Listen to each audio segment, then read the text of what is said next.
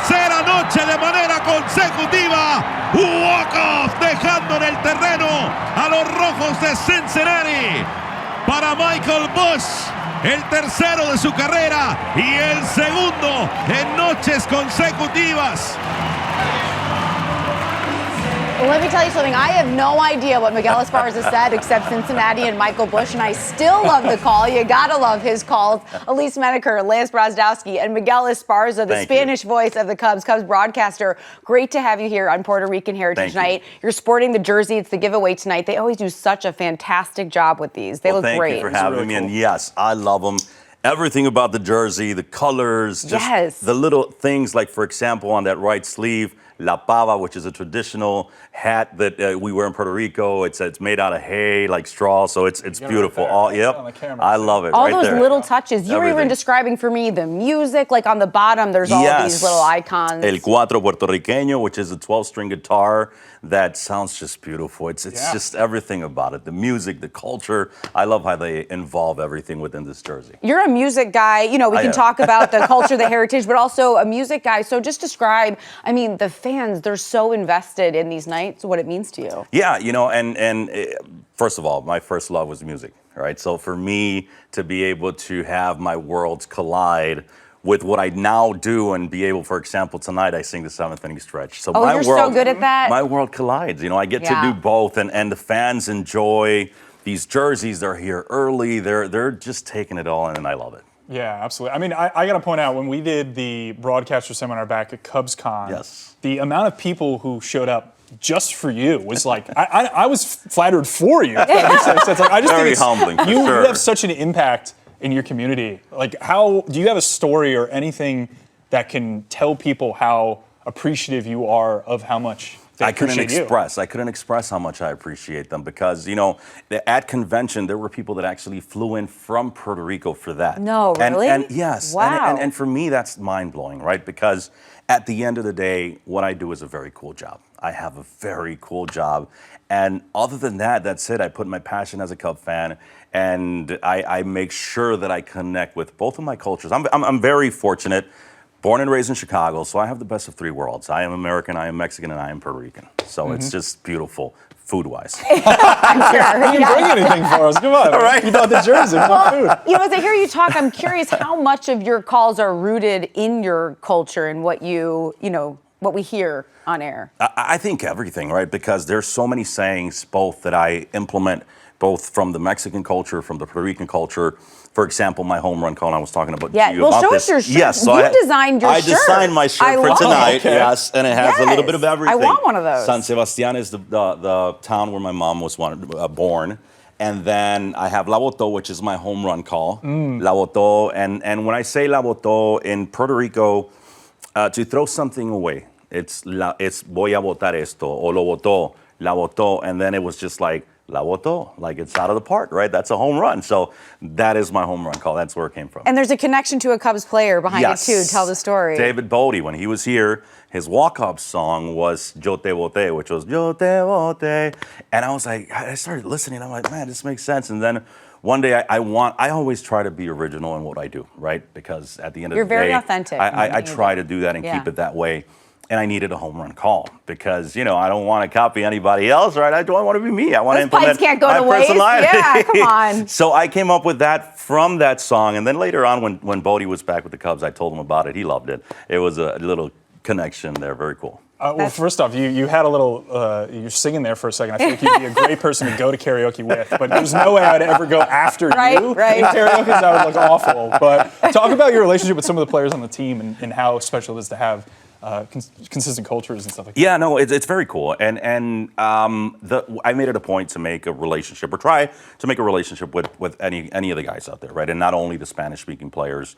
PCA is great with me. Like, PCA could be walking this way, he sees me, he moves over to me and says hello, you know? So that kind of a relationship that we create. And then for a lot of these Spanish-speaking players, for example, Miguel Amaya and Moises Ballesteros, both his parents in Venezuela and in Panama, they messaged me while the Cubs broadcast is going on because they listen to the broadcast. That's really nice. And I'm able to connect the family with the broadcast, and they're able to see what their sons are doing in big league baseball. That's the point, right? The outreach and hitting on all these cultures and making it accessible for everyone to watch. It's amazing day in, day out. I do a TikTok live during the broadcast. I was going to bring that up. Yeah. And it's cool. And I have people from Nicaragua, Venezuela, Puerto Rico, Mexico, like all over the world that is so mind-blowing. Because a lot of these people are on the MLB app and they listen when I say, "Oh, I'm live on TikTok." They'll go over there and they're like, well, "I could put a face to the voice, right?" So so it's been real cool, like to make that connection with the culture for sure. You record sometimes your home run calls. Like, is this in relation to the TikTok lives? No, or this do is you separate. feel a moment and you're like, yes, and it's it's like a part-time job. Like that's why I'm like amazed by it. Yeah. So I'm a one-man show now. Unfortunately, it's just me in the booth this year. And so I have a camera recording. I have, if there's a big moment, I do also have my phone recording, and then I have the TikTok live. So when there's a home run call, I'll go on the MLB app, pop my headphone in, screen record that audio, download the video, match and I'm still broadcasting the game. That is insane. But at the same time, it's like I have to do it. I have to put that out there because when I don't, then I have people on X saying, "Where's your home run call?" Yeah, right? I can see that. I can see that. We use it. But it's so cool. All the time. I mean, describe to your background, your history, how you came up and kind of landed where you are. Well, I've been broadcasting in Chicago radio for 25 years now.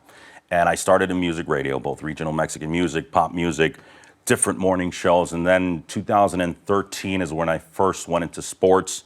I did the Spanish broadcast for the Chicago Bears. And from there, I was like, I got that taste of it. And I was like, I like this, right? so it was kind of like that moment for me where I started to shift and focus a little bit on that. 4 years later is when I landed with the company that I now am with again. And they had the Cubs broadcast. So I started filling in 2018 and 19. 2020, I went to the South Side. And then 2021, we started doing the full slate of home games here. You're home. Yes, And home too in Puerto Rico. Like, because even for people growing up, maybe they're bilingual, Spanish is your first language. Yes. How you kind of developed, I want to say these skills because for me it would be a skill, right? But this is just who you are and how you came up. So describe, how you became bilingual and are now obviously using it in your everyday life. I'm still developing my English. I don't know.